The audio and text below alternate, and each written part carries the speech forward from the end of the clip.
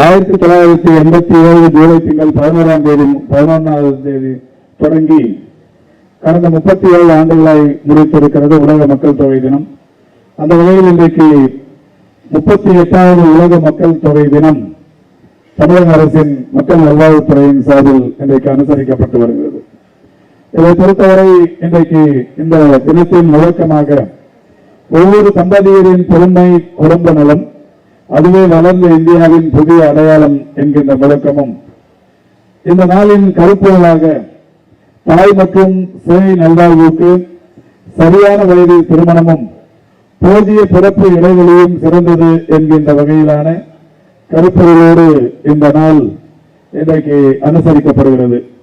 அந்த வகையில் இத்துறையைச் சேர்ந்த செவிலியர் சகோதரிகள் இன்றைக்கு ஒரு ஊர்வலமாக வந்து முழக்கங்களிட்டு இந்த உலக மக்கள் தொகை தினத்தை அனுசரித்து வருகிறார்கள். அந்த வகையில் அந்த நிகழ்வில் ஒரு உறுதிமொழியும் ஏற்றுக்கொள்ளப்பட்டது. தொடர்ச்சியாக இன்றைக்கு இந்த நிகழ்ச்சி இங்கே நடைபெற்றிருக்கிறது. பொதுவாகவே தமிழ்நாடு என்பது இன்றைக்கு குடும்ப கட்டுப்பாட்டில் இந்தியாவின் மிக சிறந்த மாநிலங்களில் முன்னோடி மாநிலமாக இருந்து கொண்டிருக்கிறது. குடும்ப நல திட்டத்தை செயல்படுத்துவதில் நாட்டிலேயே தமிழ்நாடுதான் மற்ற மாநிலங்களுக்கு முன்னோடி மாநிலமாக திகழ்ந்து வருகிறது என்பதை நாம் அனைவரும் அறிவோம். குறிப்பாக முத்தமிழறிஞர் கலைஞர் அவர்கள் முதலமைச்சராக இருந்த காலம் தொடங்கி இந்த குடும்ப கட்டுப்பாடு அதுபோல் குடும்ப நல திட்டங்கள் செயல்படுத்துவதில் இந்த மாநிலம் ஒரு பெரிய அளவில் முன்னோடி மாநிலமாக இருந்து வருகிறது.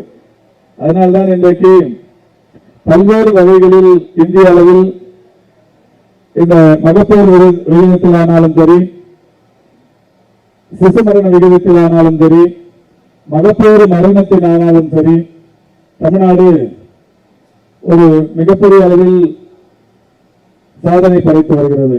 அந்த வகையில் தமிழ்நாட்டின் பிறப்பு விகிதம் 1000 மக்கள் தொகைக்கு இந்திய அளவில் எடுத்துக்கொண்டால் 19.50 இருந்து வருகிற நிலையில் தமிழ்நாடு 13.8 என்கின்ற வகையில் சாதனை படைத்து வருகிறது.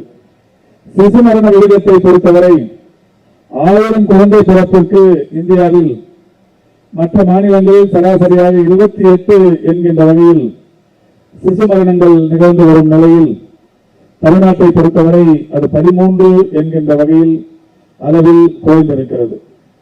அதேபோல் மகப்பேறு மரணம் என்கின்ற வகையில் கடந்த 3 ஆண்டுகளாக மாண்புமிகு தமிழ்நாட்டின் முதலமைச்சருடைய வழிகாட்டுதலோடு பல்வேறு நடவடிக்கைகள் எடுக்கப்பட்டதன் விளைவாக 1 லட்சம் குழந்தை பிறப்பிற்கு கடந்த ஆண்டு கூட 53% இருந்தது.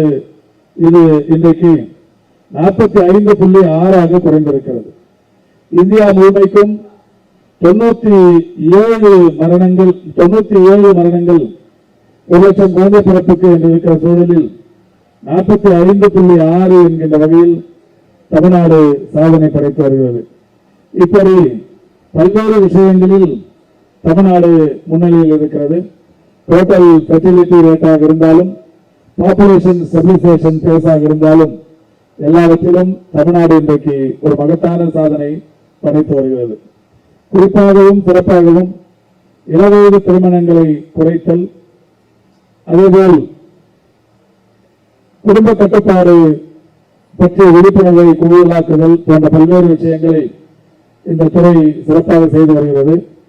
அந்த வகையில் எதிர்வரும் ஆண்டுகளில் மகப்பேறு மரண விகிதமும் சிசு மரண விகிதமும் 0 என்கின்ற நிலைக்கு செல்ல வேண்டும் என்கின்ற நிலையில் நம்முடைய துறையை சேர்ந்த மருத்துவர்களும் மருத்துவம் சார்ந்த களப்பணியாளர்களும் அலுவலர்களும் பணியாற்றி வருகிறார்கள். நிச்சயம் எதிர்காலத்தில் அது நிகழும் என்கின்ற நம்பிக்கையும் இருக்கிறது. செய்திகளை உண்மைத்தன்மையுடன் உடனுக்குடன் தெரிந்து கொள்ள தி கிரேட் இந்தியா நியூஸ் சேனலுக்கு சப்ஸ்கிரைப் செய்து எங்களுடன் இணைந்திருங்கள். எப்போதும்